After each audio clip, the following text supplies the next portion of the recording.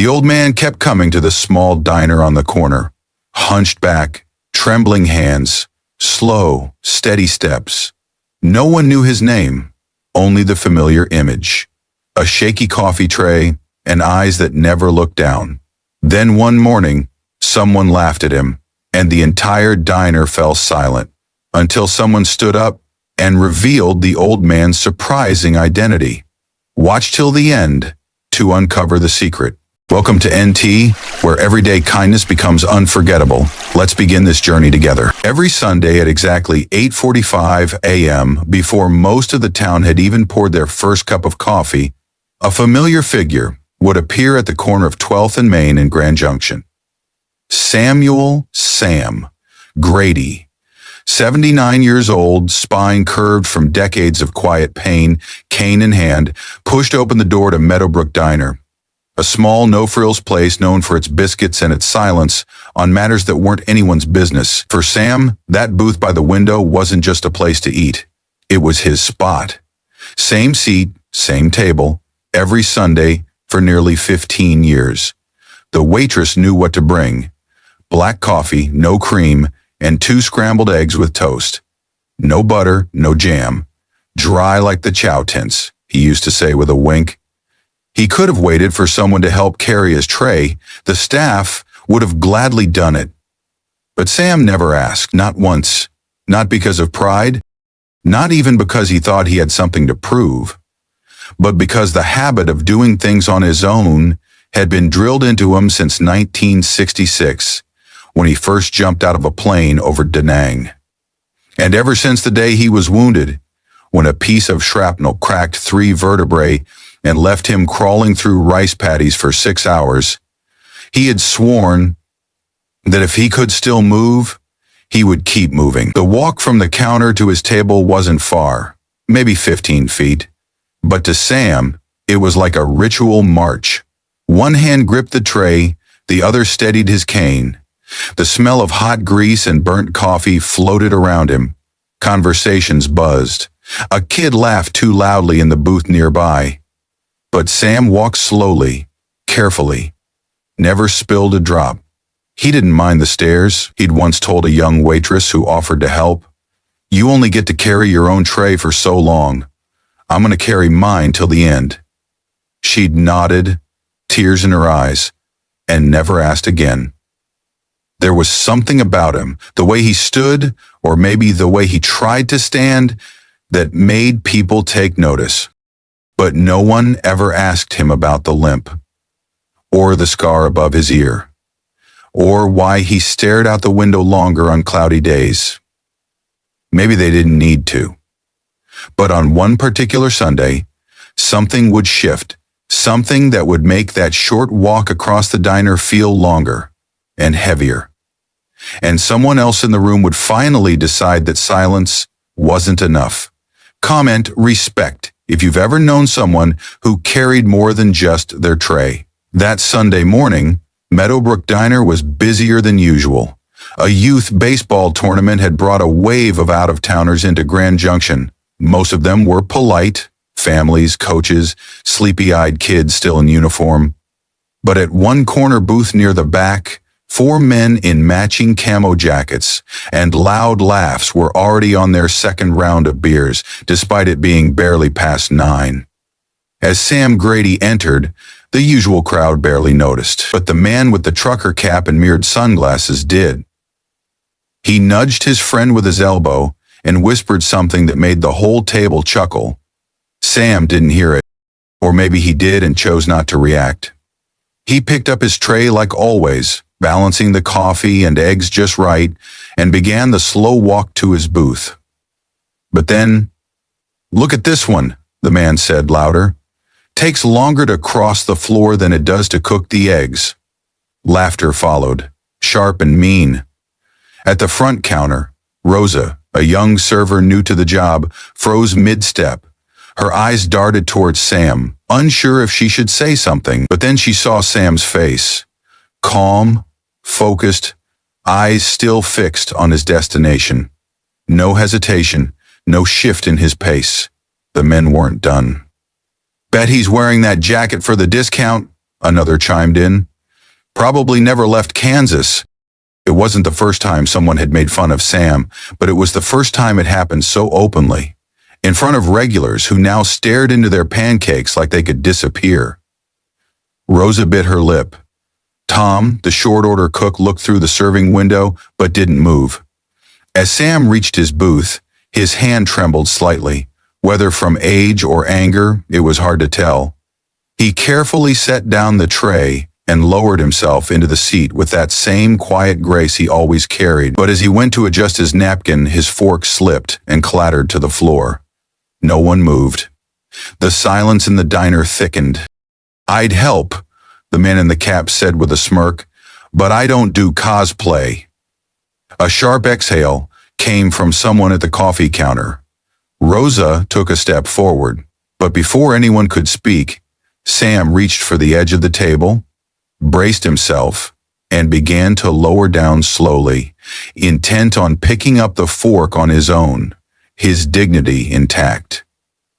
But the air was heavy now, and from the far back of the diner, someone else was watching.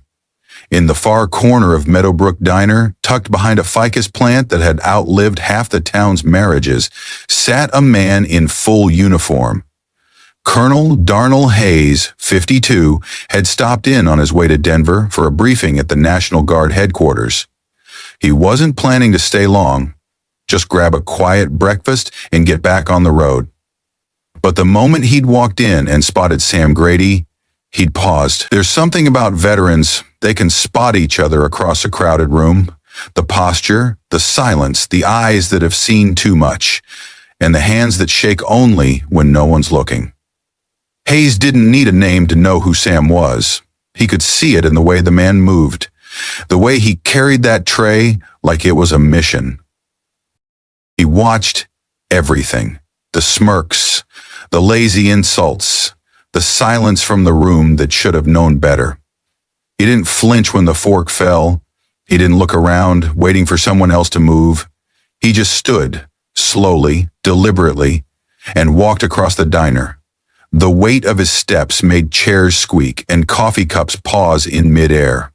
No speeches, no scolding, just action. Hayes bent down, picked up the fork Sam had dropped, wiped it gently with a napkin from his own table, and placed it on the edge of Sam's plate.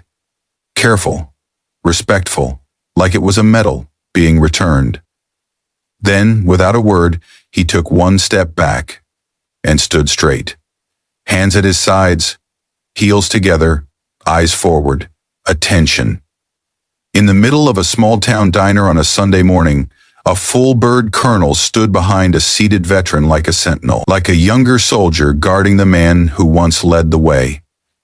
The laughter stopped. Completely. The air shifted. Even the sizzling from the kitchen seemed to hush. Rosa nearly dropped the coffee pot she was holding. A little boy at the family table by the window sat up straighter. Without knowing why. No one told them to be quiet. They just were. Because respect doesn't always arrive with a warning. Sometimes it just stands still and waits for others to catch up. Sam looked up, not directly, but just enough to catch Colonel Hayes' reflection in the window. And for a brief second, the two men shared something no one else in that room could fully understand. The silence in Meadowbrook Diner wasn't just awkward anymore. It was reverent. As Colonel Darnell Hayes stood at attention behind Sam Grady's booth, every eye in the room slowly turned toward them. Conversations had died mid-sentence. Forks hovered above plates, forgotten. Then, slowly, Hayes moved again.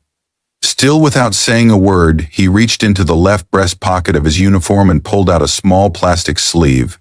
It was yellowed at the edges, bent slightly at the corners, clearly carried for years. He held it up, high enough for everyone to see.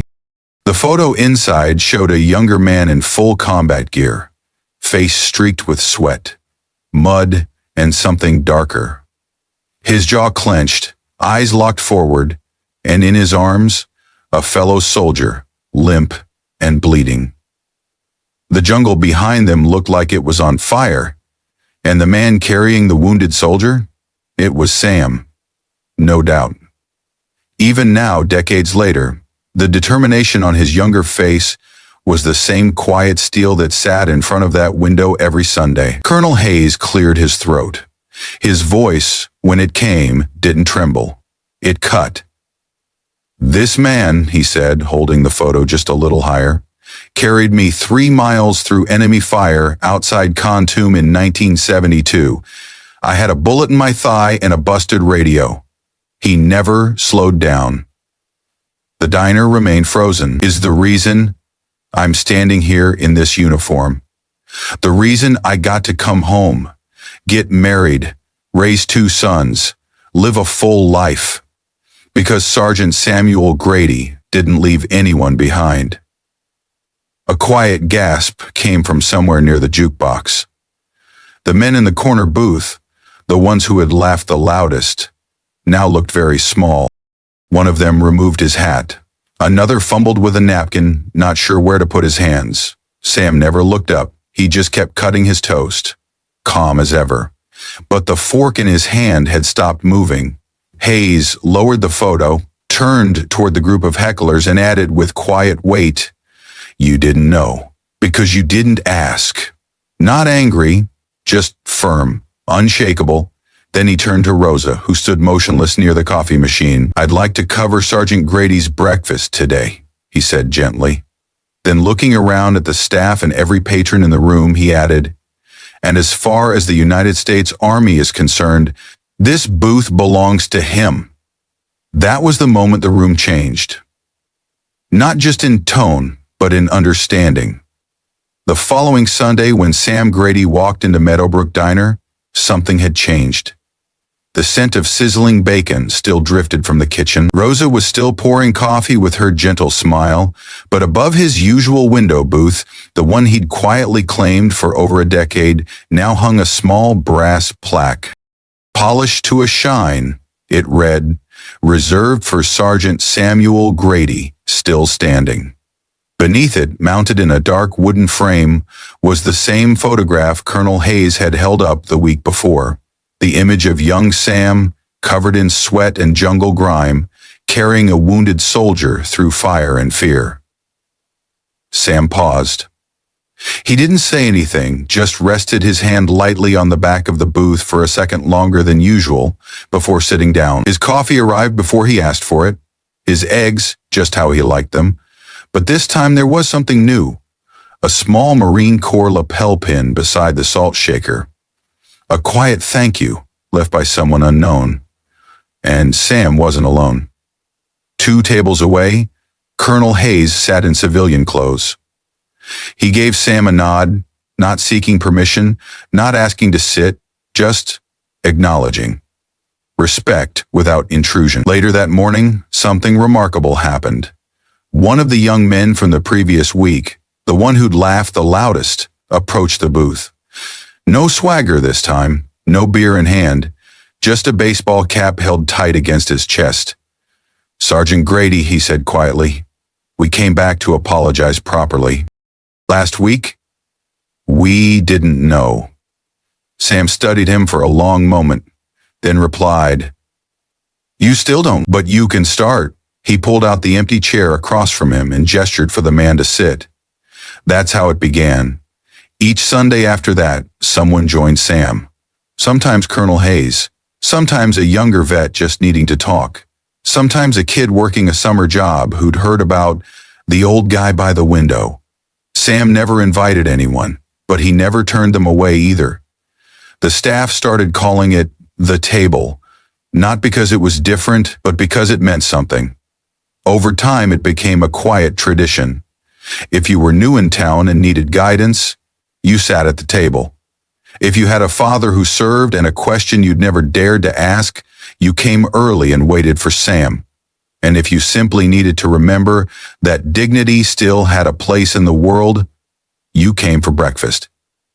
One quiet Sunday, Sam Grady didn't show up. At first, folks thought he was just running late. But by the next week, word had gently spread he had passed in his sleep, at home, with his cane resting by the bed. No announcement, no ceremony, just a town that suddenly felt a little quieter. At Meadowbrook Diner, his booth was never left empty again. A folded flag now sits where he once did, beside a photo of him smiling with Rosa and a small vase of sunflowers left by a little girl who once waved at him every week. Colonel Hayes stood near the booth that morning and said only this: Sam didn't ask to be honored. He just lived in a way that made it impossible to ignore. The plaque stayed. The table remained his. But more importantly, so did the tradition. New faces came. People sat, listened, and passed on what they'd learned from him. The booth didn't just hold breakfast anymore. It held legacy. Because Sam's story wasn't about medals or speeches. It was about showing up, carrying your own tray, and standing tall, even when no one's looking. Comment "Remember" if you believe quiet lives can leave the loudest echoes. If this story moved you, don't forget to like, share, and subscribe to NT Amazing Stories. We share true, heartfelt stories every week. Stories that remind us that dignity, honor, and kindness still live among us.